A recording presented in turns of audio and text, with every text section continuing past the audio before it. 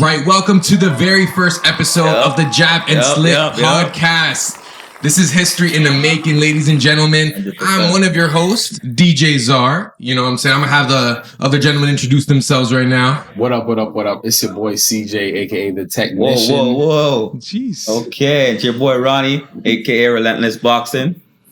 This is big, man. This is a big moment. Is big. We've been talking about this for a while now. Yeah, trust me. Trust me. Now. I feel like we've been in the works for a while. We formed a little all-star team here. So this is our first episode, so let's kind of explain to the viewers, to the listeners, what they should expect. What is JabNSlip going to be about? Number one, I want to say, and I told you guys this in the group, like, if we're not trying to be the best podcast out there, then there's no point. Then we're wasting our time. And, you know, I mean, anything you do in life, you want to give yourself, you want to go 100% at it. You want to give it your all. You know what I'm talking about? Yeah, of course. Why not? You know, so we'll be going over obviously everything about boxing. You know, upcoming fights that just passed, and even aside from the boxing, right? We talk about the fitness, the mindset, right behind boxing. We could talk about the motivation. Exactly. We're going to be talking about people are going to be coming in, sharing their stories of how they lost weight, what motivated them to lose that weight, right? Fighters, discipline, training, and all that. So yeah, we'll definitely have a lot of good fighter interviews in the future. Oh yeah, we're talking about fight companions, live fight companions. You know, getting other coaches, getting other people involved from the community in it. So. You know, we're gonna plant the seed and we're just gonna watch it grow. So you got a lot coming soon, coming in the future. It's your LFG. He was waiting. LFG. Let's go. LFG Mike. He was waiting. The merch, now. Relentless. He was waiting to do this for a minute now. He was waiting. That's how we're coming. That's the Godfather right now. Stay you know what I'm saying? So plenty of big things in the work. This is the future right here, man, and we really enjoy what we do. All right. We do it for the love. It's not for money. We truly just appreciate everything that we do. It's all about passion at the end of the day. You know what I mean? Yo, these mans are, I'm going to just put this out there. Like, I'm not a boxer. I'm like a DJ, tech, music kind of guy. But these guys are legit boxers. So kind of give us a little background on you guys and how you guys got into boxing and what your relationship is with boxing right now. I want to go first. Want me to do the honors? I can go first. Yeah, it's up to you, man. I got a lot to say. I know we both have a lot to say. Okay, I'll go first. So my government name is Brent, CJ, the Technician, Christopher Jamal. I know a lot of people know the first name. Well, why not? That's what we're doing this for, right? You gotta be 100% honest. I started boxing the age of 17, 18. I first started off at Cabbage Town Boxing Club in Toronto. One of the oldest boxing clubs in Toronto. It's about to open back up in October, hopefully. And, you know, I was a young kid. My dad used to box. He used to be a pro fighter. He used to box with George Chavallo. Razor Reddick, we fought Mike Tyson twice. So it's genuinely in my blood to do this sport and to be around this sport. Now in the beginning, and I always tell people this, you know, what starts you off isn't what always keeps you going.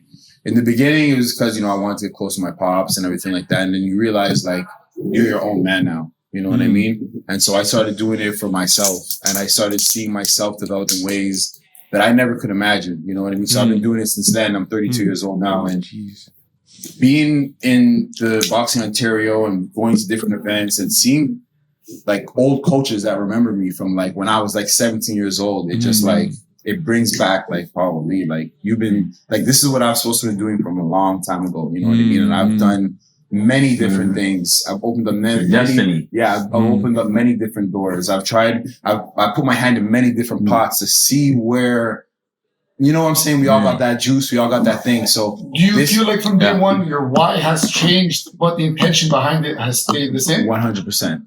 100%. Because your why will naturally change as you progress, just the way we progress as people. Absolutely. As you grow. What you like 10 years ago, you don't like it now, right? Absolutely. What you expected from like 10 years ago, you're expecting something different the next 5 years. So I think that intention naturally grows as you progress. In fact, if what you want 10 years ago is still what you want now, you should probably, you know, think twice and really, and mess it up, you know? Don't be afraid to fail. So, you know, you guys will learn a little bit more about me as we continue this podcast. Because, like I said, I got a lot to say. But I'm gonna switch over to my boy Ronnie because he's itching over there. Oh yeah, I'm jumpy, man. I want to know this. I actually don't know how you got into everything with boxing. So, not only just boxing, martial arts and fighting has always caught my interest from a young age. You know, from watching the Shaolin monks, you know what I mean? Right? To Silver Fox Kung Fu. I just love fighting. I love what it represents. It's more than just, for boxing, it's more than just fighting. It's a mindset. It's a philosophy. It's a way of life. All right. And that's what I fell in love with. All right. If you see the greatest fighters most of the time are the most disciplined. Right.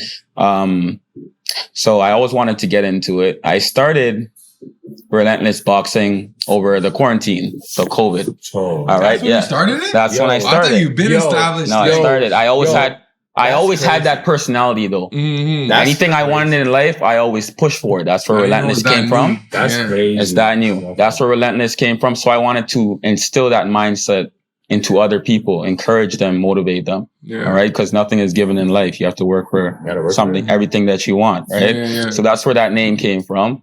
And so I just put the two together. I felt like I have a relentless mindset. All right. I have that personality. I love boxing and boxing I felt like was the perfect sport that could represent that mindset because just like in life in general, boxing, nothing is given. You have to work to become the greatest. All right. You have to be able to train hard 24/7. You have to be determined. You have to have the attitude, the drive, the mindset. You got to train when no one's looking. Exactly. And boxing, that relentless mindset, I feel like is when you get in the ring and you actually spar, like you see how tough boxing could be. And that's what I love about it the most, right? You realize, because in that ring, somebody is literally trying to take your life. They're trying to beat you down, right? Since you're putting yourself in a super intense situation. So you realize when you're in that ring you're facing death. Exactly. You realize in that ring that, challenges and, tough situations that you may have going outside of life may not be as bad because when you're in that ring, somebody's literally trying to take you down. So, and that's the one thing that boxing has taught me. Like, it has helped me build confidence. All right. It's taught me how to value myself more. That's real. Right. For real. So back to how I started this. Yeah. So it started from the mindset and my passion and love for boxing. So I started off training people outside. I had some kids, some adults, and boxing can be utilized for different things. You can use it for the fitness component, right? You can use it for fighting. You can simply use it for stress relief. And I love it for all aspects of that. So I started training kids, adults, people that just simply want to lose weight, people that are just feeling stressed. I strongly encourage them to hit something. And that's how pretty much that came about. I started off training at a gym.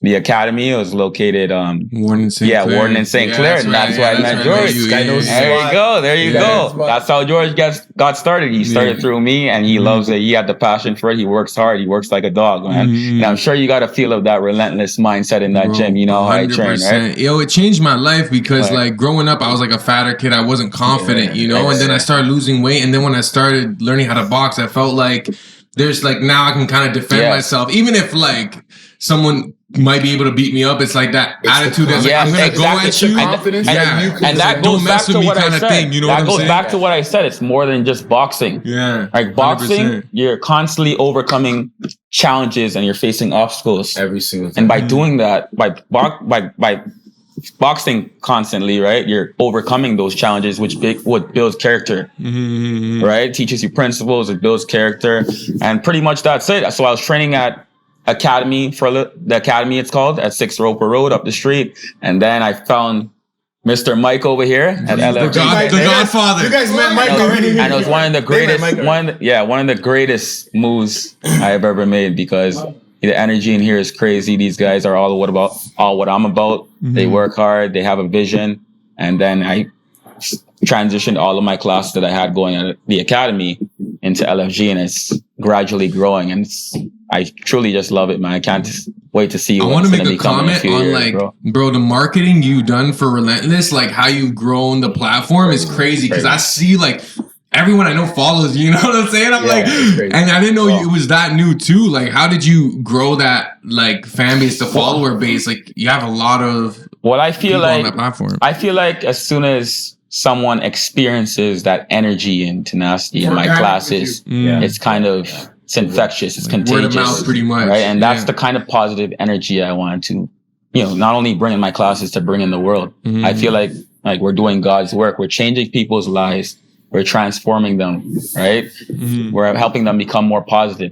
Every time, if you ever been to my class, right, you see that everybody's having a great time. Everybody's happy. Everybody is, they're talking amongst each other like it's one big family, one community. That's what I found. And, and that's ideally how I'd like to make that change in the world. It starts in here, right? So, just you like surround yourself with the right people too. Absolutely. I remember even when we met, we didn't even meet. We bucked up like randomly. Just like that. When I first started training people, it was actually through quarantine as well too. And because the beautiful thing about the quarantine, it made everyone second guess how they make money. Nobody was making money the way they used to. So money became a thing of, when they ask you the question, like, what would you do if money wasn't a thing? And everything was free. Yeah, everything was free, right? Yeah. So we all started in that was we all have that in common. That was basically the moment where, and they'll come back to it. That was basically the moment where that question became relevant because nobody's making money the way they used to. So I lost 2 jobs. I got a kid to feed, I got a girl to feed, and everything. So it's like, okay, so how do I make $8 million? And then I just thought about, I've been boxing for like over 10 years. I just train people. The second that thought came into my mind at that moment, I'll never forget it. I said, I'm never going to second guess any decision I make about coaching from this day forward. He even had me confused. I'm like, this guy has just as much passion and drive as me, but he's not doing this full time. I was a little confused. Yeah, I was actually confused. In the beginning, when I reached out to you that one time, I was like, what's wrong with this guy? In the beginning, I was working on construction, and I got a shout out my boy Tona because he was one of my first people that came and I see you posting him a lot. Yeah, because he was the first guy who would be like, yo, why are you going out of town to work? And she's just like, yo, you can't get a few more people and just do it full time. Like he would slowly like encourage you and inject that into my mind. So eventually I'm just like, yo, fuck it. I just left that job and I started doing full time because he would want to train me all 3-4 times in a week. And then I started doing some crazy shit. I actually had this and you guys will see it later on, but I used to have this mobile heavy bag and I hooked it up. I remember that. I bought this piece of equipment from the States. Relentless. And I literally had to put it on the back of my small 2011 Honda Civic. I need people to understand it's not a truck. Bro. This Honda Civic is light. In fact, the bag might have weighed more than the car. That's what I mean by when I say I admire this guy. So I put it in the back of my Honda Civic and I would drive around to people and be like, yo, you want to get some bag work? Because we weren't going to the gym. So I would drive around. I have my small little 12-year-old clients hitting this bag outside. And then one day I'm on a parking lot and I see this guy walking by, right? I'm like, anyways, when you see somebody, but you don't see them? I see you first, right? Yeah, I see you first. So I'm there and I see this guy walk up. Yo, CJ the Tech. I'm like, yo. And prior to that, we had talked once. Yeah, we were talking on Instagram, social media, right? So that's how we. I'm in my area. I see this guy with dreads doing some wicked pad work. So I'm like, all right.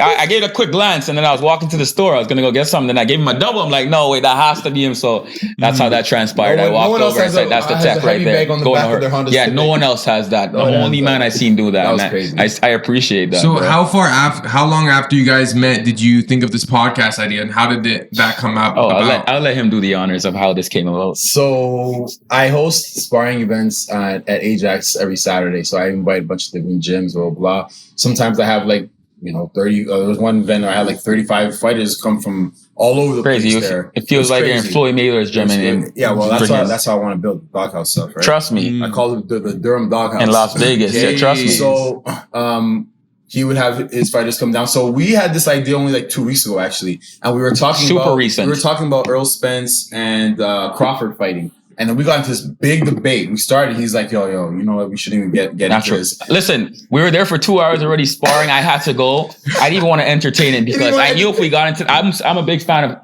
of Terrence Crawford and he's a fan of Errol Spence. I like Errol Spence. So they're on top of their division. So that's how that came about. And then he's like, yo, we should start a podcast.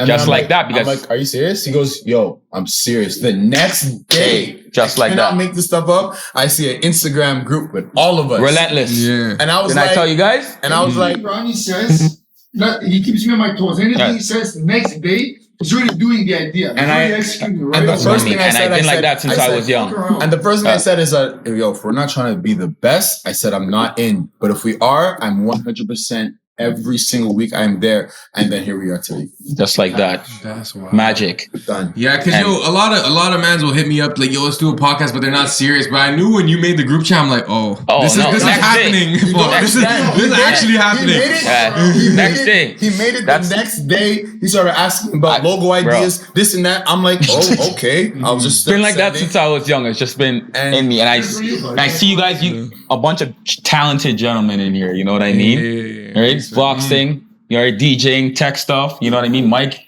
you own a whole gym, man. This guy and we share that same personality. We see the same traits. Like that's why we get along so well. I feel like, right? Motivation in general, not even motivation. The hustle sometimes comes in bursts. Like when I opened this place, I was like, go. Drink everything. That's why I heard your story. I knew right away. Not that it falls off, but then you have a family, you got a wife, you have other external factors. So then when I see something like Ronnie, like my podcast, the next day logo is done. Like you bring people back on track in general, do what the fuck they gotta do. Yes. Either they link up and they feed off of you, or they fuck off. Yeah.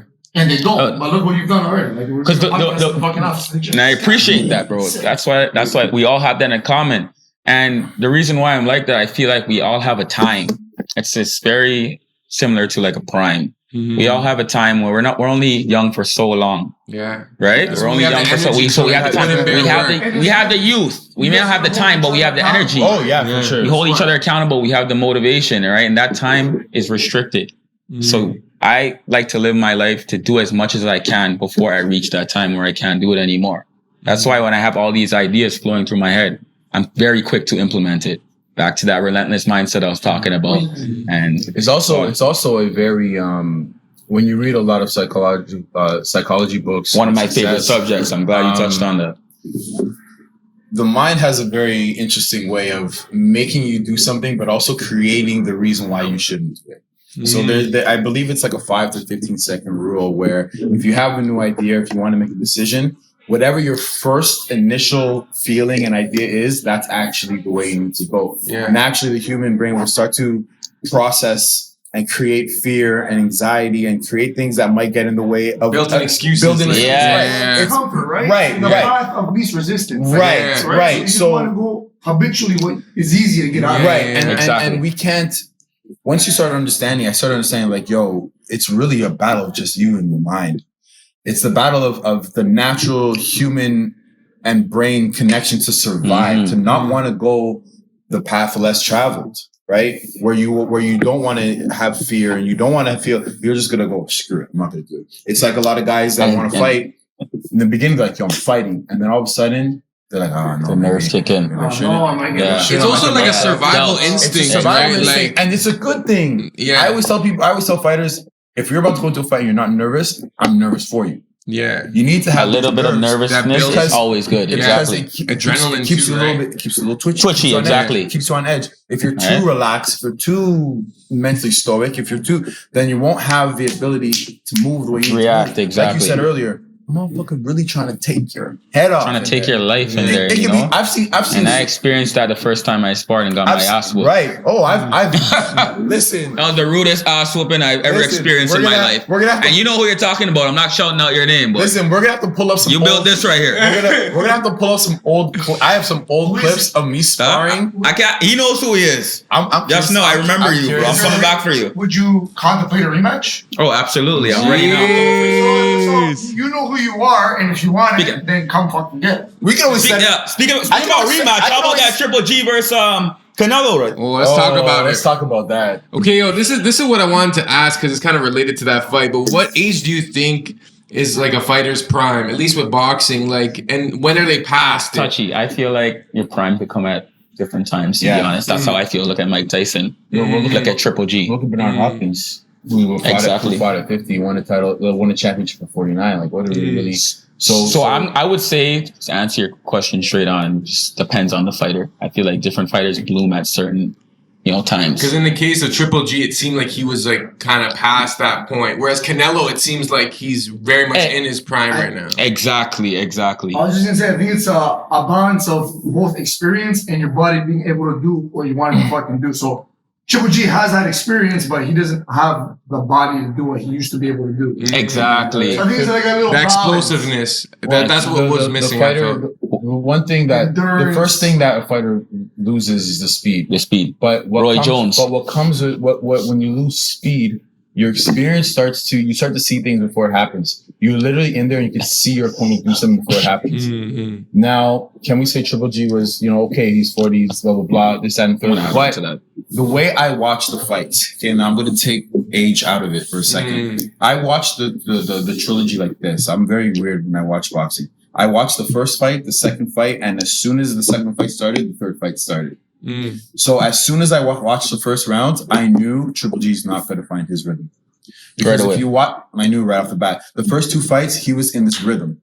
That he was using the jab, Even the first fight, it took him maybe 4 rounds, but he looked a lot more solid the first fight in the beginning. I even feel as Triple G didn't look as confident, and that's what I. It was all momentum. That's what I felt. Again, it was all momentum. Like Canelo had it. Canelo walking him down. Yeah, the whole time. So I felt like Triple G was a little timid, especially when you seen Canelo start walking down Triple G. That's Triple G's style. He cuts off the ring. Utilize that effective jab he has. We could put Canelo and Triple G in a phone booth, and those guys would fight, no problem. That's what the fight everyone expected, and that goes into nothing. Like we expected the third fight to be like the first two, where it's just mid-range shots, and they're both moving really well. Canelo moved amazing the first fight. Beautiful. But Triple G by 6th, 7th round, I believe, he's really started catching him, he caught up to him, The second fight was even closer. The second fight kind of started like the last end of the first fight. It just started, boom, they started just going. The third fight, the second I saw Triple G out there, and he was kind of outside of his range. His jab wasn't really hitting. Yes, exactly. That's what I mean. He was timid. The second I saw that. I feel like psychologically, I feel like he knew Canelo was the better man. That's how I felt personally. First fight, what was your outcome? I'm giving that to Triple G. Triple G. Second fight, I'm giving that to Triple G. Y'all can second fight closer. Triple G for sure. Triple G bought the best out of Canelo. We've never seen Canelo. He didn't deserve not to at least win one of those. That chin. How about that chin on Triple G though, man? Yeah, we knew Still at that age, Canelo couldn't. We knew that was gonna be there. You see that overhand right he caught on his chin? You could shoot Triple G. He's still gonna throw. How do you train your chin? Like, is that just like a lot of sparring and practice, or is that a lot of like mental strength? I would say 80% is a mental strength. Yeah, I would say more mental. You could train your neck. You could train your neck exactly to prevent concussions. Take the whiplash. Take blows exactly. And that caused the concussions. Anticipating the shots too, right? Perfect point. That guy's a fucking built different. No, but if you watch them, a lot of the times when you land on Triple G clean, especially Canelo specifically, a lot of times Triple G was already kind of in a position to already roll the shot. He knew he was about to get hit. He knew he was about to get hit, and on both sides as well too. Canelo, you could see there was one time Canelo was doing this, and it just grazed his face. Yeah. So, and those guys are experienced. So, and this goes back to my philosophy on sparring. You guys got to understand, like we always talk about, a guy's going in there to really take your head off. Your sparring has to almost match that. Absolutely. You don't want to be sparring, you're chilling, you're sure you're getting 8 rounds and feel great for 8 rounds, and then you go into the fight and the motherfucker really hits you with a right hand. Yeah. What? Exactly. And you're like, we all have a plan until you get hit in the face, right? I had an exhibition. That was my first lesson as well. That's the first thing I experienced. I had an exhibition like a year ago or something like that. Yeah, I remember that. Gyms. And I fought this, they said he was an amateur, but apparently he was like a pro MMA fighter or whatever. So I fought this guy in a boxing match. And the first round was doing nice. And then this guy hit me. Like, really, like. You're like, you literally cannot get hit by this guy. I have the video. Again. I have footage. My legs go like this. Okay. And luckily, experience kicked in. I'm like, just go on your bike and just move. Yeah. I'm like, I don't even know if this guy realized. My head was like this. Spinning. You had the poker face on. But in the video, you would just say I was just moving. I'm like, this guy realized he hit me that hard? I asked him after, I'm like, did you realize you hurt me? He goes, I had no idea. I was like, awesome. And that's a huge skill in the game. Maintaining that poker face, even when you receive a power shot like that. I was getting licked up, right? I was almost letting it happen, because I needed my brain to figure out my nervous system to feel that. Yeah. Wake up. I needed that to fire prior to the fight, right? So, going back to what we were talking about, these guys and their chins, there's a reason why we don't see sparring. There's a reason why, only certain guys like Devin Haney, Tank, they'll put out certain sparring sessions. These guys are really fighting that. So absolutely. The cardio helps too with the chin, right? Never even thought of that. Sorry, never even thought of that. Why you don't catch all the sparring and what the fuck direction? Yeah. There's obviously if you're fighting a certain opponent, there's coaches that they'll sit there and do video analysis. They'll study those sparring, and they can simply point out their flaws and mistakes and strengths and weaknesses, right? And so you don't want to put out too much of what they're doing. Yeah. At the same time, sparring isn't a fight, but sparring needs to be at a certain level prior to a fight, so that your nervous system. It's about your subconsciously and your body, your second body, right? So it becomes instinct. So when it gets that hit, boom! It doesn't go into fight or flight where you're just throwing. You just want it, right? Because that happens a lot too. Yeah. And that's why coaches, right, are strongly hesitant to put like new fighters into sparring. They ensure that they learn the fundamentals, right, the mechanics before, because of what he just said. Because sparring is supposed to be, it's a controlled environment. You put a new fighter in there, that's when they enter the fight and flight and they just start swinging. And sparring, it's a learning experience. All right. You go in there and you're trying to work on something. That's what a lot of people don't know. Fight somebody. Exactly. Traditionally, that's what sparring is used for. You go in there with a game plan and you're supposed to focus on it. So when so say I have a weak jab. All right. My focus going into that sparring session will be trying to land that jab, right? Having an effective jab. Therefore, when I go in a real predicament, an actual fight, all right, my jab would land. It's a learning experience. And a lot of people don't know that, right? Question. What do you determine effective jab is? And this is why this podcast can be the best. Okay. Beautiful question. We can go. Oh, beautiful question. We can go. What was it? What do you say as an effective jab? Effective jab? Like somebody, because everyone, the reason why I asked, because everybody has a different way of developing a jab. That's why, and I love to pick. So you said your question was, what do you think? What do you think determines an effective jab? Determines an effective jab. A jab has many functions. Right. All right. So a jab could simply be used as a measuring stick. All right. Seeing how far your opponent is, gauging distance. It could be used to set up other shots. That's stemming from using that measuring stick, right? You could be using your jab as a quick shot. There's stiff jabs. There's probing jabs. Yeah. So I feel like an effective jab is being able to... Well-timed jab. A well-timed jab, exactly. Using that jab in different predicaments. So like I said, has many different functions. So if you can master all those functions, that's what I think having an effective jab. If you just have a quick jab, that's great. But if you're able to gauge the distance, you'll be able to set up other shots using that jab. You're able to use that jab with head movement. That's what I declare having a solid jab. Yeah, I like what's your take on that? I like that. What would you say what's your take on that? You go, George. The way I see the jab, many people will say there's multiple jabs. I personally say there's one jab that can move multiple ways. It's the same shit, just different way of saying it, right? The first thing I like to teach people with the jab is to get their range. You want to be able to throw that jab and hit your opponent, because if they don't respect your jab, they won't respect you.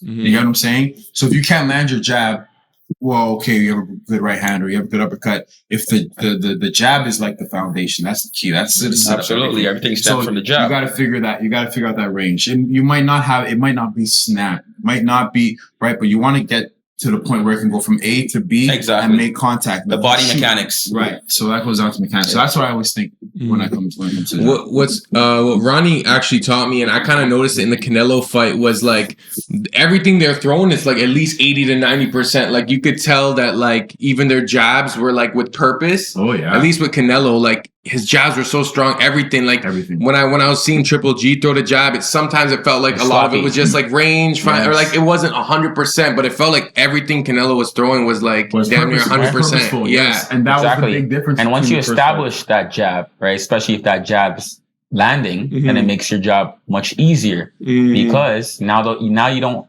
always have to throw that jab. You could simply cause the same reaction off a feint. Yes, just like that, right? Because you can't fake what's not real. So you have to be able to throw your jab and make your point be like, oh shoot, he's got. Now you're living rent free in their head. Now they're looking for this. Now you can start. That opens up what feints, overhands, uppercuts. Also, what George just said, he he didn't feel like Triple G's jab was like didn't have as much intent. That just goes to show how good of a job Canelo did with his jab. Because if you put Triple G. Look, he has an amazing fucking jab. Exactly. The whole rhythm was thrown off because exactly, and that determined the outcome of the fight because, like you said, Triple G has an effective jab, but obviously if jab wasn't there, so right? It's kind of hard to gauge though when like, cause this is like a 12-round fight. So it's like, you don't want to gas yourself out with like putting 100% to each jab. But I feel like Canelo's cardio and training, it's built on like, that guy trains like a dog, like man. hard, stiff jabs like every single time. Every single punch is like almost 100%. Canelo also fights the way he trains. So there's a theory in boxing that the way you train is the way you fight. Canelo is the epitome of that. You watch in any sport. You watch a lot of how his body mechanics is. A lot of the combination of those. It's exactly how he trains. Touch body. And remember, you touched on body. Here. Everything is very like setting up power shots. And you would think fighters would be like, oh yeah, we could beat that. You can't beat something that he does without thinking. It's muscle memory. It's about building those instincts, right? Exactly. He does. Canelo does things. Canelo is definitely one of my favorites. I've taken a lot from a lot of fighters. I don't take much from him in a sense of offense or defense, but I always say this, and I'm gonna share this. I usually say this to my fighters, but boxing is everything your body's doing when you're not throwing punches. Canelo has a way of getting into your mind without throwing a punch.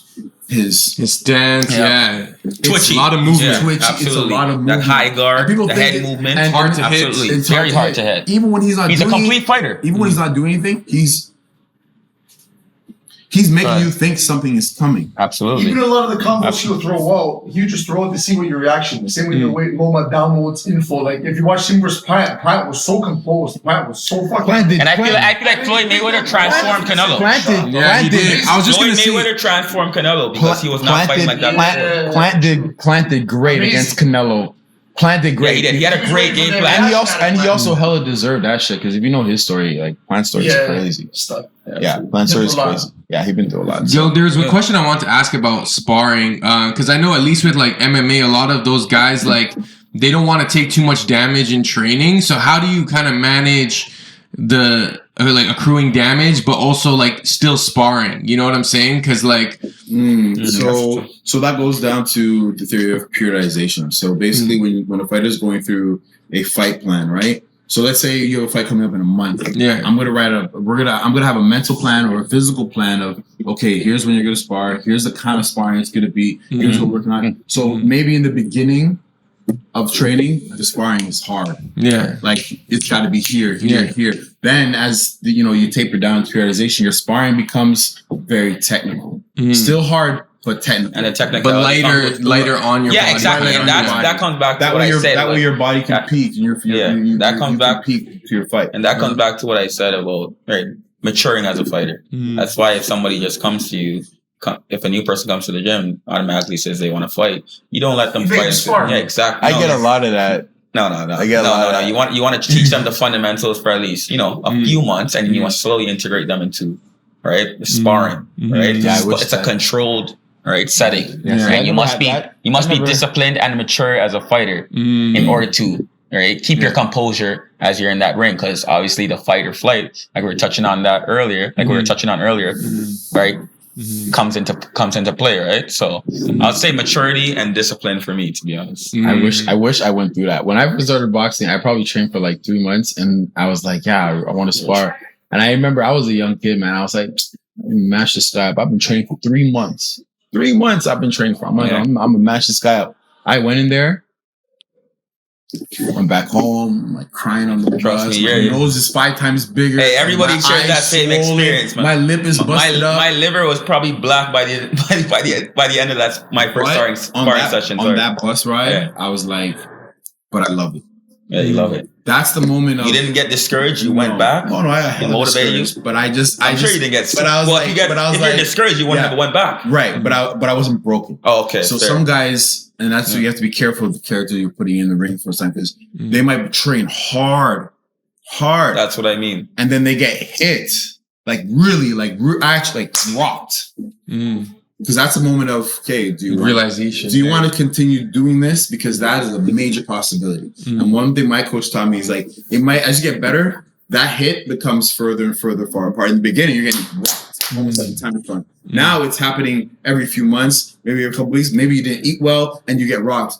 So it's important to know that, like, you don't want to get completely broken because Exactly. I was like, I remember simply when you I fall, went you back get back home, up, I went man. back home and I was like, yo, I never thought this guy. And was that broken. moment right there made you. You gotta look at what you became today. You know what I mean? Look what you become. I appreciate it. I Right? appreciate it. I appreciate it. You know. So I want to check this camera real quick. I feel like it turned off, but we can wrap it up in like what, 5 minutes? We'll do. I got Oh, you got just now? Oh yeah, this is my timer out. Okay, yo. So I guess we could sign off. You know what I'm saying? Exactly. So, yo, thank you for tuning in. This is the first one. This is the first one. This was a good episode. Oh yeah, for the first 100%. step, and we're only gonna keep getting better. Make sure we're gonna have a YouTube set up by the time you see this. Instagram, JabNSlip TV, website, merch coming soon. More coming. The whole nine. We'll see you soon. Real soon. Every Monday, 10 a.m. I love it.